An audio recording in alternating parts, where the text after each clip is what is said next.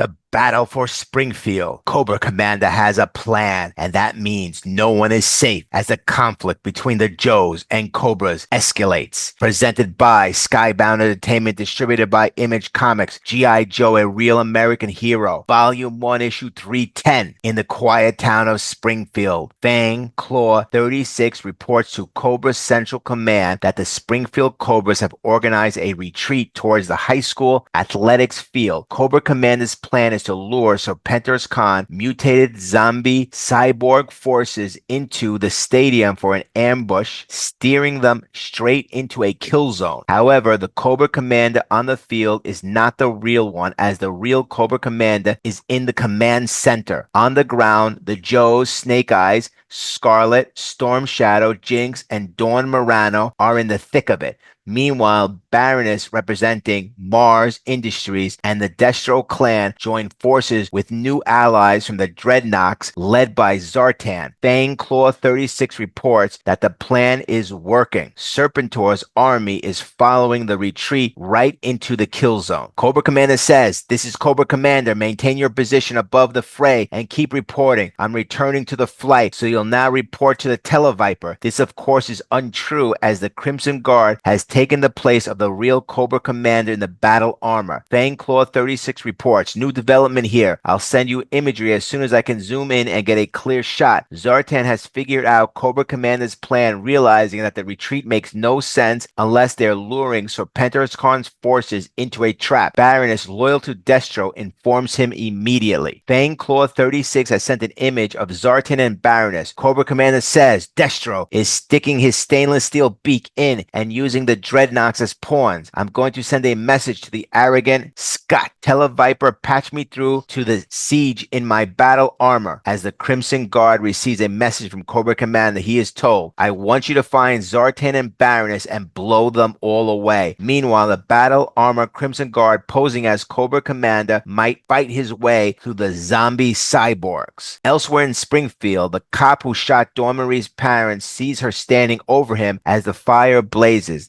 The cop says, "You came back to kill me for what I did to your parents. Whatever you do to me will be more merciful than being burned alive while I'm trapped in this wreck. So do it and let's get it over." He then believes Dawn Moreno will simply stand there and watch him burn to death. The officer pleads, "Please don't walk away and leave me like this," as Dawn Moreno goes to an ambulance and retrieves the jaws of life to pry open the door and save him. This is the same officer who opened fire on Dawn Moreno's parents, and now she is saving him, showing mercy. On Cobra Island, Serpentor Khan is growing tired of the losses his mutated cyborg Cobra army is suffering. Serpentor Khan orders, "Get the other bombers refueled, rearmed, and restocked with enhanced cyborgs. Plot a course back to Springfield. I'm going to do what I should have done from the start. Command this operation from the front line." Serpentor Khan is heading into battle. Off the Great Coast to Cobra Island, Muskrat forced Dr. Mindbender to resurrect the original Serpentor. The plan is to turn him against the zombified Serpentor Khan, as they need to get Serpentor Khan into his hibernation chamber and back to the pit in one piece. Dr. Mindbender says, "Your plan will never work. First, the body in the freezer unit is a spare clone, not the original. That arrow wound is a latex prosthetic I applied to confuse anyone who stumbled across my stash. Snake Eyes destroyed the original, and there's no guarantee a clone of the original can defeat the zombified Serpentor Khan." As they speak, a fleet of specially made Serpentor Khan bombers launches from Cobra Island. Serpentor Khan sees the G.I. Joe Recon team and orders Night Raven 2 to peel out of the formation and take out the Zodiac boat. As the Joe Recon team spots the Night Raven headed toward them, they paddle as fast as they can. Night Raven 2 opens fire with his machine gun, spraying bullets and cutting the Zodiac boat into quarters. Seeing nothing left, the Raven departs. Back in Springfield, the Dreadnoks, Zanzibar, and Thrasher are on top of the Thunder Machine as the battle armor Cobra Commander brings the heat. Buzzer and Road Dogg follow behind Zartan on their hogs, while the Baroness shoots at Cobra Commander. Battle armor Cobra Commander says, "I love it when designated targets come to me. Take a double tap to the center mass, Baroness," as the Crimson Guard, disguised as Cobra Commander, takes two shots at her. The shots knock her off the bike, and the second round penetrates her breastplate. The Baroness is shot and bleeding. Somewhere in the Gulf of Mexico,